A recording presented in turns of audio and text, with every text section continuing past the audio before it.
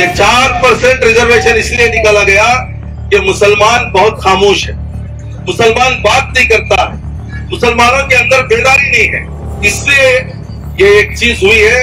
मेरा सवाल हमारे सो कॉल्ड सेक्युलर रिप्रेजेंटेटिव्स के बारे में है, आपकी क्या जिम्मेदारी है? अगर पूरा मामला कोर्ट ही से हल होना था तो आपको एमएलए एमपी बनाने की क्या जरूरत थी?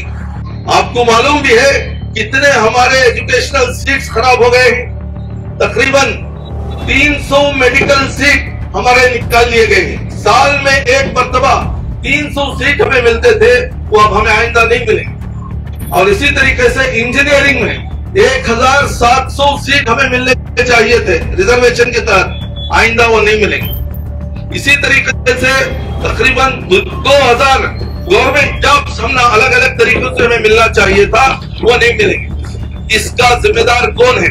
जब तक ये रिजर्वेशन हमारा बहाल नहीं होगा, रिस्टोर नहीं होगा, उस वक्त तक अलग अलग तरीके से पीसफुली कॉन्स्टिट्यूशनली जितने भी हमारे लिए रास्ते हैं, एक एक रास्ते को हम इख्तियार करेंगे।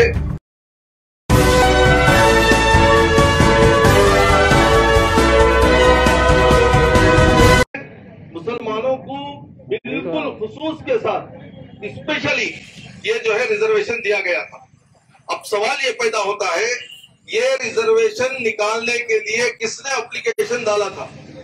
ना कोर्ट ने इसके बारे में कोई ऑब्जेक्शन किया था, ना लिंगायत ने, ना वकलीगा ने, ना कैबिनेट के पास ऐसा कोई एप्लीकेशन आया था, किसी ने रिक्वेस्ट नहीं किया। तो ये 4% रिजर्वेशन क्यों निकाला गया? ये 4% रिजर्वेशन इसलिए निकाला गया कि मुसलमान बहुत खामोश है, मुसलमान बात नहीं करता है, मुसलमानों के अंदर बेदारी नहीं है, इसलिए ये एक चीज हुई है। लेकिन social democratic party of India ऐलान करती है कि मुसलमानों को बात भी करना आता है, मुसलमानों को समझना भी आता है, मुसलमानों को पढ़ना भी आता है, मीडिया में एड्रेस करना भी आता है। कॉन्स्टिट्यूशन के अंदर जितने मौके दिए गए हैं, कॉन्स्टिट्यूशन के अंदर जो भी पीसफुल राइट्स दिए गए हैं, वो तमाम राइट्स को इख्तियार किया जाएगा। बहुत सी यहाँ पर मीटिंगें हुई हैं, बहुत से सेमिनार हुए हैं, बहुत से डिस्कशंस हुए हैं। डिस्कशन में यह फैसला लिया गया है कि लीगली इसका फाइट किया जाएगा। लीगली फाइट करने के लिए एडवोकेट्स की जरूरत पड़ती है, फॉर्मेलिटीज की जरूरत पड़ती है, जजेस की जरूरत पड़ती है, कोर्ट प्रोसीडिंग्स की जरूरत पड़ती है। लेकिन मेरा सवाल हमारे सो कॉल्ड सेक्युलर रिप्रेजेंटेटिव्स के बारे में है, आपकी क्या जिम्मेदारी है? अगर पूरा मामला कोर्ट ही से हल होना था तो आपको एमएलए एमपी बनाने की क्या जरूरत थी? Social democratic party of India बड़ी जिम्मेदारी के साथ एक एक का नाम लिए बगैर वो रिप्रेजेंटेटिव से सवाल करता है कि तुम्हारा रिप्रेजेंटेशन कहाँ है? तुम एक रूम में जाके बैठते हो और टी पार्टी की तरह बैठकर एक फोटो देकर ये कहते हैं कि हम विचार कर रहे हैं। आपके विचार का आउटपुट क्या है?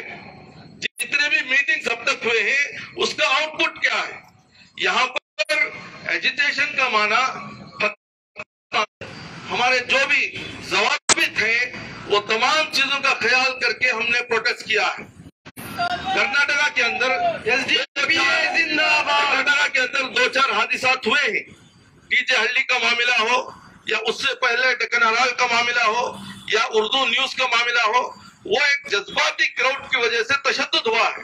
वो तशद्दुद को बहाना बनाकर आइंदा कोई प्रोटेस्ट ना करने का फैसला लेना, ये बहुत बड़ा सुसाइड है, ये बहुत बड़ा खुदकशी है।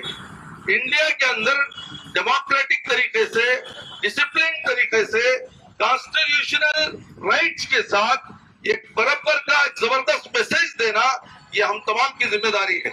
मैं कर्नाटका के तमाम उलमाए किराम को, तमाम एनजीओस को और तमाम एक्टिविस्ट को और नौजवानों से रिक्वेस्ट करता हूं कि जज्बाती ना हो, बहुत ज्यादा इमोशनल ना हो, एक एक स्टेप को हमें तवज्जो देना है, वॉच डॉग की तरह हमें जिंदगी गुजारना है। जिनके ऊपर हम भरोसा करके विधानसभा के अंदर भेजे थे, वो तमाम लोग कर्चिफ उठाकर वापस आ रहे हैं।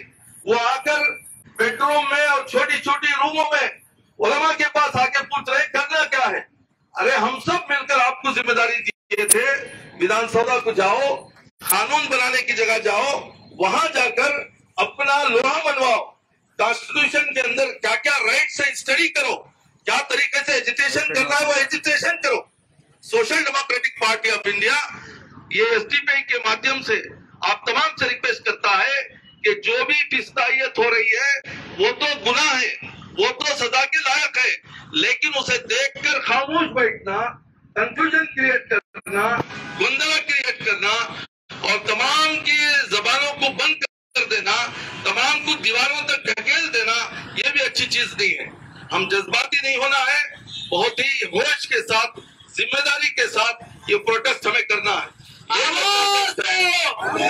ये जो प्रोटेस्ट है सिर्फ बोमई सरकार के लिए नहीं है, ये जो प्रोटेस्ट है, जो भी हमारा रिजर्वेशन कम करने के लिए 1 साल से जो साजिश किए हैं, अलग अलग मीटिंगें किए हैं, अलग अलग उसके ताल्लुक से सेमिनार किए हैं, अलग अलग जहीनसाजी किए हैं, वो चाहे अपोजिशन वाला हो चाहे वो रूलिंग हो, किसी भी मजहब से ताल्लुक रखता हो, उसके लिए एक जबरदस्त हमारा धिक्कार है। ये जो रोटी थी हमारी रोटी थी, हमारी ऐसे लोगों की रोटी जिनको बार बार कहा जाता है कि आप तो पंचर वाले हैं, आप तो ऑटो चलाते हैं, आप तो वर्कशॉप वाले हैं, आप तो बीड़ी वाले हैं। ऐसे कौम के लोग जब मेहनत करके अपने पैर पर खड़े होने के लिए जब डिग्री हासिल करना चाहते हैं, हायर एजुकेशन में सीट हासिल करना चाहते हैं, उनके लिए आइंदा सीट नहीं रहेगी। आपको मालूम भी है कितने हमारे एजुकेशनल सीट्स खराब हो गए हैं। तकरीबन 300 मेडिकल सीट हमारे निकाल लिए गए हैं। साल में एक मरतबा 300 सीट हमें मिलते थे, वो अब हमें आइंदा नहीं मिलेंगे। और इसी तरीके से इंजीनियरिंग में 1700 सीट हमें मिलने चाहिए थे रिजर्वेशन के तहत, आइंदा वो नहीं मिलेंगे। इसी तरीके से तकरीबन 2000 गवर्नमेंट जॉब्स हमने अलग अलग तरीकों से हमें मिलना चाहिए था, वो नहीं मिलेंगे। इसका जिम्मेदार कौन है? इसका एक एक आदमी का जो जिम्मेदार है उसको हिसाब देना पड़ेगा। मैं यहाँ पर रिक्वेस्ट करना चाह रहा हूँ, ये जो बैनर है social democratic party of India, ये बैनर सिर्फ एक बहाना है, लेकिन इसमें तमाम लोगों के लिए इसमें जरूरत है। जो भी बैनर से आइंदा इस सब्जेक्ट पर एहतजाज होगा, social democratic party of India का एक एक लीडर, एक एक कार्यकर्ता उसमें शामिल होगा। और आज का दिन पूरे कर्नाटका के तमाम डिस्ट्रिक्ट्स में, तमाम असेंबलियों में एहतजाज हम दर्ज कराए हैं, तमाम डीसीज को हम मेमोरेंडम दिए हैं और वो मेमोरेंडम गवर्नर तक पहुंचेगा। गवर्नर की जिम्मेदारी क्या है? गवर्नर की जिम्मेदारी ये है कि जब भी सरकार फिरकावारियत के जरिए से डिसीजंस लेती है, दायरे तमाम करती है, मजहब की बुनियाद पर किसी की रोटी खींचती है, तो ऐसे वक्त में गवर्नर को बहुत ज्यादा फाल होने की, एक्टिव होने की जरूरत है। मैं आज इतने हजारों क्राउड के माध्यम से गवर्नर से रिक्वेस्ट करता हूं कि फौरन इसका एक नोटिस ले और इस पर फौरन आप जो है सिग्नेचर ना करें, इसको रोक दें। अगर नहीं रोका गया, जब तक ये रिजर्वेशन हमारा बहाल नहीं होगा, रिस्टोर नहीं होगा, उस वक्त तक अलग अलग तरीके से पीसफुली, कॉन्स्टिट्यूशनली जितने भी हमारे लिए रास्ते हैं, एक एक रास्ते को हम इख्तियार करेंगे। कर्नाटका के एक एक गली में, एक एक मोहल्ले में, एक एक शहर में मुसलमान ही नहीं, हमारे तमाम हिंदू भाई, सेक्युलर भाई, दलित भाई, लेडीज, जेंट्स, यूथ, तमाम लोग मिलकर इसके खिलाफ मुहिम चलाएंगे। अब ये जो इलेक्शन आया है, ये इलेक्शन एक एक चीज का हिसाब करने का है। किसने डिसीजन लिया और डिसीजन लेने के वक्त में किसने खामोशी बरती, और ये खामोशी बरतने के पीछे उनका क्या राज था, पहले से कुछ एडजस्टमेंट था, क्या था, ये क्लियर होना जरूरी है। 5 साल एक मरतबा इलेक्शन इसीलिए आता है कि अपने रिप्रेजेंटेटिव्स को चुन लिया जाए। अपने लिए जो काम करता है, अपने लिए जो आवाज उठाता है, ऐसे लोगों को चुनने का नाम डेमोक्रेटिक सिस्टम में इलेक्शन रखा गया है। तो मैं आज के इस प्रोग्राम के जरिए से, इस एजिटेशन के जरिए से कर्नाटका के तमाम उलमा इकराम को, तमाम एनजीओस को, तमाम एमएलएस को, तमाम जिम्मेदारों को, एक्टिविस्ट को रिक्वेस्ट करता हूं कि आप सियासत को बाजू रखें, बैनर को बाजू रखें। इसका फायदा किसे हो रहा है, क्या हो रहा है, वो छोड़िए। हमारा हक हासिल करने के लिए एक एक कदम चलना पड़े तो चलिए। दौड़ना पड़े तो चल दौड़िए और भूखा रहना पड़े तो भूखा रहिए।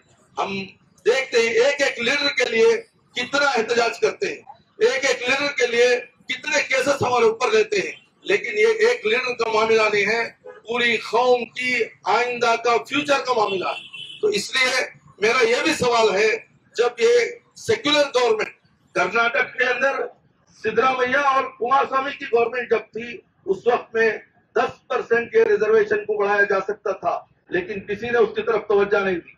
और सिद्धरामैया सरकार एटलीस्ट 6%, 7% तो कर सकते थे, उस वक्त में भी तवज्जो नहीं दी। ये सिर्फ जज्बाती चीजों को लेकर हमारा टाइम वेस्ट किए हैं, कंस्ट्रक्टिव कोई डिसीजन इनका अभी तक नहीं आया है।